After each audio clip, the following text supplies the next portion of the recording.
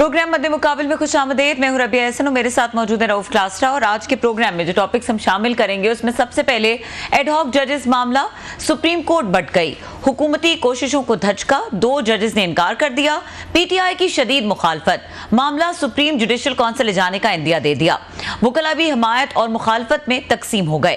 माजी में किस किस दौर में एडहॉक जजेस लगते रहे, अहम डिटेल्स आपके साथ इस हवाले से शेयर करेंगे। इसके अलावा बात करेंगे विफाकी वजीर दिफा ख्वाजा आसिफ ने मुल्क में इमरजेंसी के निफाज का इंदिया देकर तहलका मचा दिया।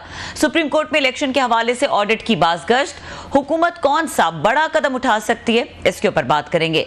इसके अलावा बात करेंगे पाकिस्तान तहरीक इंसाफ को मखसूस नशिस्तें देने का मामला, हुकूमत फंस गई, इलेक्शन कमीशन का अमल दरामद इजलास बेनतीजा खत्म, कोई फैसला ना हो सका। और इसके अलावा शामिल करेंगे ओमान मस्जिद में धमाका, 4 पाकिस्तानियों समेत 9 अफराद जाँ बहक, हमलावर भी मारे गए, हमले का असल टारगेट कौन, आर्मी चीफ के अहम दौरे ओमान में क्या मामला डिस्कस हुए, पाक ओमान दोस्ताना ताल्लुकात और दीगर अहम उमूर पर ओमान में रिहाइश पजीर अहम पाकिस्तानी शख्सियत अमीर हमजा हमारे साथ प्रोग्राम में मौजूद होंगे, उनसे बातचीत करेंगे। और इसके अलावा बात करेंगे अमेरिकी सदर जो बाइडेन ने अमेरिकी सुप्रीम कोर्ट में बड़ी तब्दीलियों का इंदिया दे दिया। डेमोक्रेट्स की जानिब से अमेरिकी सदर जो बाइडेन पर इलेक्शन से दस्तबरदार होने का दबाव, डोनाल्ड ट्रंप ने इलेक्शन में जीत के बाद सऊदी अरब की बड़ी हिमायत का ऐलान कर दिया। ये तमाम टॉपिक्स हैं जो आज के प्रोग्राम में शामिल करेंगे। और डिस्कशन के लिए हमें ज्वाइन कर रहे हैं साबिक जज सीनियर कानूनदान शाखावर साहब, उनको वेलकम करेंगे। अस्सलाम वालेकुम शाखावर साहब। वालेकुम अस्सलाम। शाखावर साहब बहुत शुक्रिया हमें ज्वाइन करने के लिए। It is always an absolute pleasure to have you in the show. ये बताइए, ये जो तनाज़ा इस वक्त हमने देखा है खड़ा हो चुका है एडहॉक जजेस को लेकर, ये क्यों इतना ज़्यादा मुतनाज़ा हो गया ये मामला? ये एक प्रैक्टिस क्या यूजुअल प्रैक्टिस नहीं है? इस कानून में कोई मसला है? वही जजेस हैं, उनको क्या मसला है बतौर एडहॉक जजेस तैनात होने में? और बार्स तकसीम हो गई इस मामले पर, ये क्यों हो रहा है सब कुछ? देखिए रबिया, मैं आपको एक बात बताऊं कि इस वक्त जो एक सियासी तनाव का माहौल बना हुआ है उसका शिकार तमाम इदारे हैं और वो आला अदलिया भी जो है वो उससे जो है वो बची हुई नहीं है। तो अब बात ये है कि अब हर चीज को अगर किसी ने भी कोई कदम उठाया है, चाहे वो नेक नियति से भी हो, उसको भी शख्स की निगाह से देखा जाता है और सियासी नजर से देखा जाता है। ये जो एडहॉक जजेस का जो मामला है ये बिल्कुल आइन का आर्टिकल 182 है, उसमें ये प्रोवाइडेड है कि अगर कोरम को पूरा करने के लिए अगर ऐसी जरूरत महसूस हो या कोई और ऐसी वजह हो जिसके तहत एक एडिशनल जजेस का रखना जरूरी है, तो उसमें चीफ जस्टिस ऑफ पाकिस्तान जो है वो ऐसा इख्तियार रखता है कि सुप्रीम जुडिशल काउंसिल के मशवरे से जो है वो एडहॉक जजेस रख सकते हैं। और एडहॉक जजेस जो बनाए जा सकते हैं उनके 2 किस्म के जजेस हैं। एक तो वो सुप्रीम कोर्ट के जज साहिबान हैं जिनको रिटायर हुए 3 साल तक पूरे नहीं हुए, और दूसरा ये है कि वो हाई कोर्ट के जज साहिबान जो कि सुप्रीम कोर्ट के जज बनने की अहलियत रखते हैं, तो वो भी उनको भी एज ए एडहॉक जज एक खास मुअय्यना मुद्दत के लिए रखा जा सकता है। तो अब ये जो 4 जज साहिबान प्रपोज हुए उसमें से 2 जज साहिबान ने जो है वो उससे जो है डिक्लाइन कर दी ऑफर उनकी, उन्होंने रीजंस भी दी।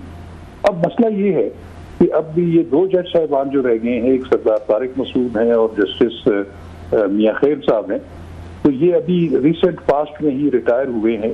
और ये दोनों जज साहिबान जो हैं ये फौजदारी मुकदमात की बड़ी महारत रखते हैं।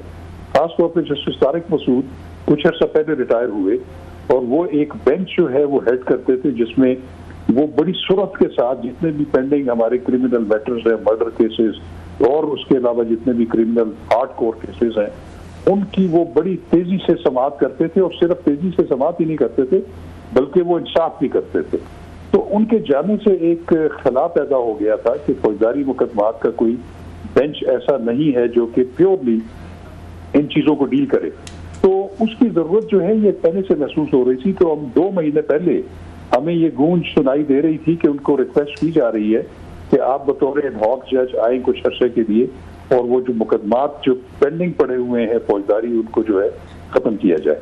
तो अब मैं ये समझता हूँ कि ये आइन में मौजूद है इसकी प्रोविजन और इसकी जरूरत भी थी, लेकिन प्रॉब्लम ये हो गई है कि ये ऐसे वक्त में ये प्रपोजल आया है सुप्रीम जुडिशल काउंसिल के सामने कि supreme judicial commission of Pakistan के सामने कि इस वक्त एक पोलराइज माहौल है एक वाज़ेह डिवीजन जो है वो अदलिया पे भी नजर आ रही है, और उसमें जो जज साहिबान प्रपोज किए गए हैं उनको भी उसी नजर से देखा जा रहा है। हालांकि मैं जाती तौर पे समझता हूँ कि ये इसकी जरूरत पहले भी थी, अभी भी है। अगर फर्ज करें, अगर अभी ना भी करें, तो मैं तो ये कहूंगा कि अगर सैयद मंसूर अली शाह भी अगर chief justice Pakistan take over करते हैं तो उनको भी सबसे पहले ये काम करना चाहिए। वो सिर्फ 4 नहीं बल्कि 8-10 एड हॉक जजेस उनको बनाने चाहिए, ताकि 58,000 से ज्यादा केसेस जो है वो पेंडिंग है, और इस वक्त हजारों की तादाद में क्रिमिनल अपीलें पेंडिंग है। उसमें सजाए मौत के कैदी हैं जो अपने फेट का इंतजार कर रहे हैं, उनके केसेस नहीं लग रहे। तो इसलिए मैं समझता हूँ कि हर चीज को सियासी नजर से नहीं देखना चाहिए, अपने सियासी मफादात की ऐनक से नहीं देखना चाहिए, तो उसको ओवरऑल देखें कि उसका लोगों को और इस मुल्क के अवाम को क्या फायदा है। अच्छा शाह खबर साहब, आपने बड़ी डिटेल से इसको बताया, और आपने जिस तरह से ये पर्सपेक्टिव रखा है कि it's a usual practice, need based practice है, और जितना जो एक स्पीड अप करने के लिए जुडिशल सिस्टम को ये ज़रूरत है इस वक्त के एड हॉक जजेस तैनात किए जाएं। बट ये सारी चीज़ें हम लोग अगर नहीं समझ पा रहे तो जो जजेस हैं वो तो बड़े अच्छे तरीके से इसको समझ रहे हैं कि ये एक नीड बेस्ड चीज़ है, फिर उनकी एप्रीहेंशंस क्या हैं, वो क्यों पीछे हट रहे हैं ये जिम्मेदारी लेने से?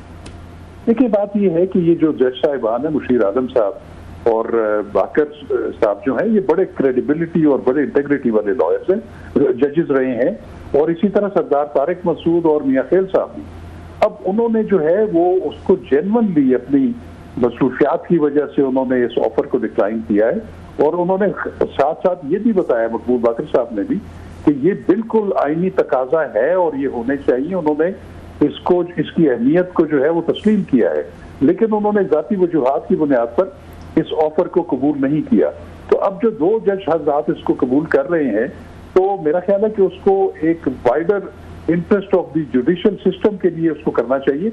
बल्कि मैंने आज जब ये आजम वजीर तारड़ प्रेस कॉन्फ्रेंस कर रहे थे, तो मैंने प्रेस कॉन्फ्रेंस के दौरान उनको एक नोट भेजा, वॉइस नोट, जिसमें मैंने उनको कहा कि आप इसको सिर्फ सुप्रीम कोर्ट तक एडिशनल जजेस पे वो महदूद न करें, बल्कि आप ये भी ऐलान करें कि हम हाई कोर्ट्स में भी जो है वो एडिशनल जजेस एक मुय्यना मुद्दत के लिए अपॉइंट करेंगे, गो के उनकी तादाद अगर पूरी भी है ऑफिशियल स्ट्रेंथ, क्योंकि उसका भी आइन में एक प्रोविजन मौजूद है कि आप सूबाई हाई कोर्ट्स में भी इतने जजेस एडिशनल अपॉइंट कर सकते हैं जितनी आपको जरूरत है। तो मैंने उनको कहा कि आप उधर भी 2-3 साल के लिए बनाएं, क्योंकि जो फौजदारी और दीवानी और हमारे टैक्स मैटर्स साल से पेंडिंग पड़े हुए हैं, वो जो एडिशनल जजेस हैं उनको असाइन करें ताकि वो पिछला बैकलॉग क्लियर करें। तो इसकी जरूरत तो है, और मैं नहीं समझता कि इस पर इतनी ज्यादा हाइप क्रिएट करनी चाहिए और इसको एक शक की नजर से देखा जाए। जी बहुत शुक्रिया sir, thank you very much. आपने बड़ा एक अच्छे तरीके से एक्सप्लेन किया। जो बातें आपको समझ आ रही हैं सर, जो आपने बताई भी हैं, खुद आप जज रहे हैं, इस वक्त सुप्रीम कोर्ट के एक टॉप के वकील भी हैं, आपने बहुत सारी पार्टीज़ को रिप्रेजेंट भी किया हुआ है, तो ये बार काउंसिल को ये बात नहीं समझ आ रही कि आपने बताया कि ये 58,000 केसेस हैं, और तारिक मसूद साहब is one of the best वो जजेस हैं जो आम लोगों को केसेस जो आम लोगों के आते हैं ना फौजदारी के, वो सुनते हैं। तो 58,000 केसेस हैं सर, जजेस हैं नहीं, तो ये बाहर के लोग जो हैं जिन्होंने रेजोल्यूशंस पास की हैं, जिन्होंने मुखालफत की है, यहाँ तो हर वक्त सियासी केस लगे रहते हैं सर। मुझे तो नहीं याद पड़ता कभी मैंने सुप्रीम कोर्ट के कोई हालिया दिनों में हाई कोर्ट में किसी आम लोगों के आम चीज़ों के कोई केसेस की डिटेल सुनी हो। तो ये तो सुप्रीम कोर्ट में तो हर वक्त सियासी केस चल रहे हैं। अगर वो कोई उसमें लाने की कोशिश कर रहे हैं तो वो कहते हैं कि जनाब के ये जजेस जो हैं इनको ना लाएं कोई इसमें। तो ये जब कोई कुछ जज आके लगता है दोबारा रिहायर होता है तो तनख्वाह उसको वही मिलती है जो ऑलरेडी पेंशन की शक्ल में मिल रही है, या एडिशनल मिलती है, 2 तनख्वाहें और पेंशन मिलता है सर, ये क्या इसका सिस्टम होता है? क्योंकि अभी तो पेंशन वो ले रहे होंगे 10-12 लाख, तो क्या फिर नई तनख्वाह भी मिलती है या उसी पे ही उनको काम करते रहते हैं पहले वाली पेंशन पे? रूप साहब, मैं इस बारे में ज्यादा क्लियर नहीं हूँ, लेकिन मेरा जाती ख्याल ये है कि वो फिर तनख्वाह अगर लेंगे तो फिर उस वक्त तक शायद पेंशन उनकी रुक जाए। लेकिन एक चीज मैं आपको बताऊं, जहाँ तक आपने बार काउंसिल्स का जिक्र किया है, ये एक बड़ी अफसोसनाक बात है कि बार काउंसिल्स, पाकिस्तान बार काउंसिल कर लें आप, सुप्रीम कोर्ट बार या जो प्रोविंशियल बार काउंसिल्स हैं, उनको हमेशा एक उनका गैर जानिबदाराना रोल रहा है। गो कि उसमें जो लोग इंडिविजुअली है वो अपनी अपनी सियासी वाबस्तियां जरूर रखते हैं, लेकिन एज अ प्लेटफॉर्म मैं समझता हूँ कि ये एपेक्स बार जो है वो कीजिएगा, मैं आपकी बात काट रहा हूँ सर, अहम बात, मेरा मतलब सवाल सर थोड़ा सा ले लें, बड़ी मतलब आपने कहा बात सुन लें आप सर, अनफॉर्चुनेटली ये भी सियासत ज़्यादा हो गए हैं। ये भी सियासी तकसीम का शिकार हो मैं गए। यही कहना चाह रहा था उनके जो स्प्लिट रेजोल्यूशन आ रहे हैं कि एक पाकिस्तान बार काउंसिल का ग्रुप जो है वो इन एडिशनल जजेस की तैनाती पे जो है एतराज कर रहा है और दूसरा ग्रुप जो है वो उसको लाउडली सपोर्ट कर रहा है। तो ये मैं समझता हूँ कि वो जो मैं बार काउंसिल्स का और बार एसोसिएशंस का जो रोल देखता हूँ वो बदकिस्मती से वो नहीं है, वहां पे भी सियासी तकसीम है। तो ये मैं समझता हूँ कि इसलिए इनका स्प्लिट जो है व्यू पॉइंट है इन जजेस की अपॉइंटमेंट। सर हमेशा से हमने देखा है, मुझे तो नहीं याद पड़ता कि कभी no offences to bar councils और उनके सरबराहान को, मुझे तो नहीं याद पड़ता कि कभी ऑब्जेक्टिव रही हूँ। ये तो हमेशा हामिद अली खान साहब का ग्रुप है, ये आसमा साहिबा का ग्रुप है, ये आपस में इन्हीं की चलता रहता। हमने तो ये सुना है कि आसमा जहांगीर साहिबा के ये सपोर्टर हैं सर, उनका ग्रुप जीत गया है, वो कहते नहीं ये हामिद खान साहब का जीत गया है, कभी मुनीर शेख साहब होते थे उनका जीत गया है। ये तो हमेशा से ये डिवीजन रही है सर, पॉलिटिकल बेसिस पे, आइडियोलॉजी पे ये लोग तो डिवाइड रहे हैं। ये कब की बात है सर कि ये कोई ऑब्जेक्टिव रहे हो? ये कम से कम मुझे तो नहीं याद पड़ता। Please correct me sir. देखिए इसमें कोई शक नहीं है कि सुप्रीम कोर्ट बार में या पाकिस्तान बार काउंसिल में जिन दो ग्रुप्स का जिक्र किया वो एक जमहूरी तकसीम है। मैं ये नहीं समझता कि वो आइन की हुक्मरानी या कानून की पासदारी के हवाले से उनका मुख्तलिफ हो। ठीक है, वो पोलराइज भी जरूर है, वो भी है, लेकिन मैं आपको बताऊं कि एक दफा आपने देखा होगा जब जस्टिस सजाद अली शाह का जो क्राइसिस आया था और उसमें दो कोर्ट्स बन गई थी, सुप्रीम कोर्ट दो हिस्सों में तकसीम हो गई थी वाज़ेह तौर पर, उस वक्त बार काउंसिल्स और बार एसोसिएशंस की ज्वाइंट एक्शन कमेटी बनी थी और उन्होंने इनके दरमियान आपस में मामलात को पैचअप करने की कोशिश की थी। तो मैं तो बार का किरदार वो देखता हूँ कि वो एक पोलराइज सोसाइटी में अपना किरदार अदा करें गैर जाने सर। वो तो ये भी कहा जाता है कि वो बजाय सर के टीम का हिस्सा बन जाएं, वो कौमी सतह पर बात करें, लोगों को एक टेबल पे लेके आए, और मैं समझता हूँ कि उनसे अच्छा प्लेटफॉर्म और हो नहीं सकता कि इस पोलराइजेशन को खत्म करने के लिए अपना प्लेटफॉर्म इस्तेमाल करें। वो तो कहते हैं जनाब कि वो हुकूमतें जो हैं जब उन्होंने कोई अपनी फेवर में कोई बयानात दिलवाने हों, कोई कैंपेन चल रही हो तो उसको रुकवाना हो, डंप या डिफ्यूज़ करना, तो करोड़ों रुपए की इमदादें भी देते हैं वो इन्हीं को, एसोसिएशंस को, बार्स को। और वो फिर हुकूमत की कोशिश भी होती है कि जो बार के इलेक्शन है, स्पेशल सुप्रीम कोर्ट या आपकी मेन बार्स हैं, लाहौर हो या इस्लामाबाद वगैरह जो भी बाकी हैं चारों, तो क्या हमारे बंदे होने चाहिए। वहाँ पे तो बड़ी लॉबिंग होती है, पैसा चलता है, क्लाउड चलता है सर, इसी वजह के लिए कि जनाब कि ये कल को हमें सपोर्ट मिलेगी। यहाँ से अपोजिशन भी कोशिश करती है लेकिन ये हुकूमत ज़्यादा कोशिश करती है, फंड्स होते हैं, इसके पास पैसा होता है सर। बिल्कुल रूफ साहब मैं दुरुस्त फरमा रहे हैं, मैं इससे बिल्कुल आपकी बात को कंट्राडिक्ट नहीं करूंगा सर। अनफॉर्चुनेटली ऐसा हो रहा है क्योंकि अब बार के जो इलेक्शंस हैं वो सुप्रीम कोर्ट बार के प्रेसिडेंट का इलेक्शन हो, पाकिस्तान बार काउंसिल का, इवन हाई कोर्ट के प्रेसिडेंट्स के इलेक्शन जो हैं ये अब करोड़ों अरबों में चले गए हैं। और वो भी आपकी बात दुरुस्त है कि हमने देखा है कि कई जगहों पे बाकायदा वो जो लैंड माफियाज हैं वो तक उनको सपोर्ट करते हैं। तो मैं इसी चीज की तो निशानदेही कर रहा हूँ कि ये वाहिद ऐसे प्लेटफॉर्म्स थे जो कि एक कौमी रोल अदा कर सकते थे।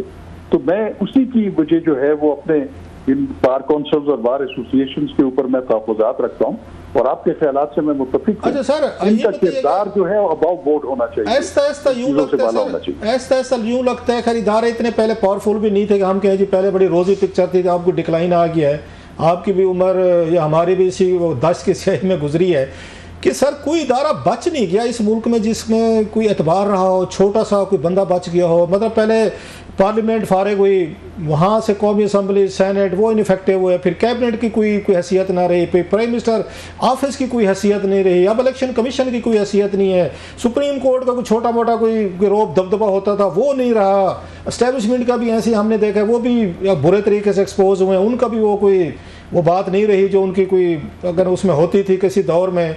तो बाकी बच क्या गया है सर? जो बंदे की अपॉइंटमेंट होने लगती है कोई ना कोई उस पर एतराज़ ठोक देता है। वो जरदारी साहब के अपने होते थे, नवाज शरीफ साहब के अपने एतराज़ात थे, इमरान खान साहब, तो क्या करें सर? फिर फ्री फराल कर दें? ये तो कोई किसी की बात ही नहीं सुनता, कोई बंदा अपॉइंट करें। आपको याद होगा तसद्दुक़ हुसैन जिलानी साहब को लगा रहे थे साबिक़ चीफ जस्टिस साहब, उन पे भी अगर मीडिया कैंपेन शुरू होगी वो बेचारे इज्जत के मारे बचा के वो साइड पे होगा। मैं अभी भी कहता हूँ ये जो 2 जजेस साहबान इन्होंने भी अपनी इज्जत बचाई, अभी हम क्यों दोबारा जाएं और दोबारा हमारे में बम्बारमेंट और रेजोल्यूशन हो, तो क्या तो फिर कैसे चलेगा सर? एवरीबॉडी इज डाउटफुल, ये तो हर बंदे पे शक होते हैं सर, कोई एक बंदे नहीं बच गया।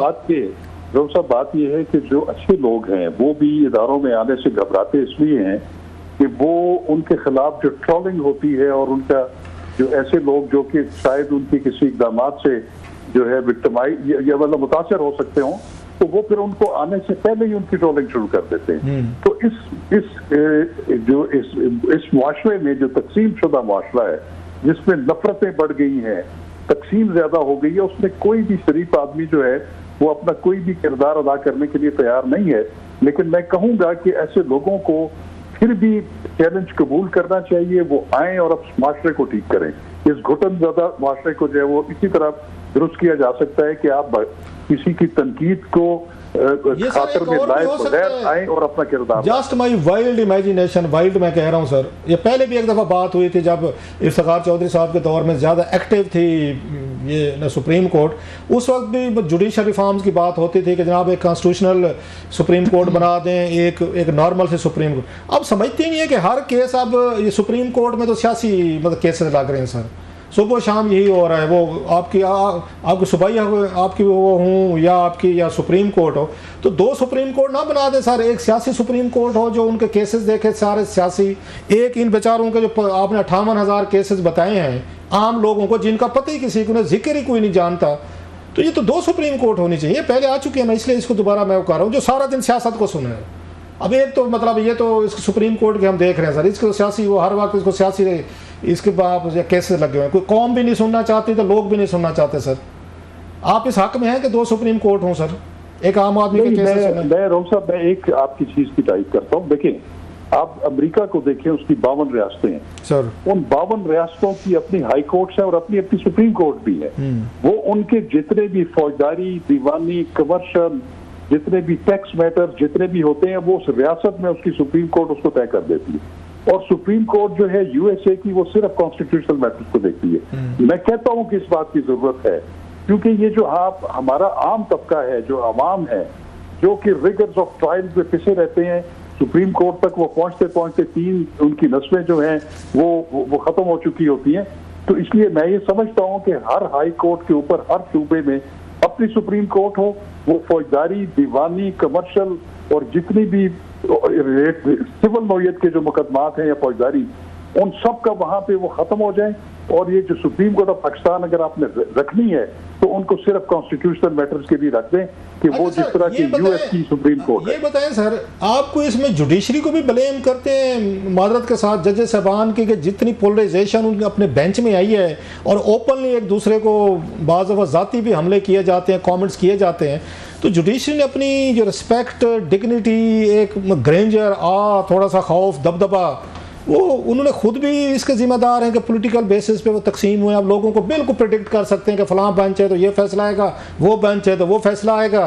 जब जजेस इतने प्रेडिक्टेबल हो जाएंगे फिर तनकीद तो आएगी, आवाम तो फिर कहेगी छोड़ें यार कि फलां के साथ हैं, वो कहे फलां के साथ। जुडिशरी ने खुद भी अपने खिलाफ कोई इस तरह का वो काम किया है कि उनके रोब दबदबे में कमी आई है सर। ठीक है, देखिए मैं आपको एक बात बताऊं, वो ये है कि कोई भी शख्स जो है पाकिस्तानी है, चाहे वो वकील है, चाहे वो आम शहरी है या ब्यूरोक्रेट है या इवन आर्मी का ऑफिसर है या ऑफिशियल है, हर एक की सियासी वापसी लाजमी होती है और होनी भी चाहिए। वो वोट देते हैं, हाई कोर्ट के जजेस भी वोट देते हैं, सुप्रीम कोर्ट के जजेस भी वोट देते हैं। लेकिन एक चीज जरूर है कि जब वो एलिवेट होते हैं एज जज, चाहे वो हाई कोर्ट के हो या सुप्रीम कोर्ट के हो, वो आइन में दिए गए एक हलफ के ऊपर जो वो हलफ उठाते हैं, वो सॉलम अफर्मेशन करते हैं। वो ये कहते हैं कि मैं अपने फराइज की अंजामदही में किसी किस्म की सियासी रगबत, अनाज, जाति पसंद नापसंद को आड़े नहीं आने दूंगा।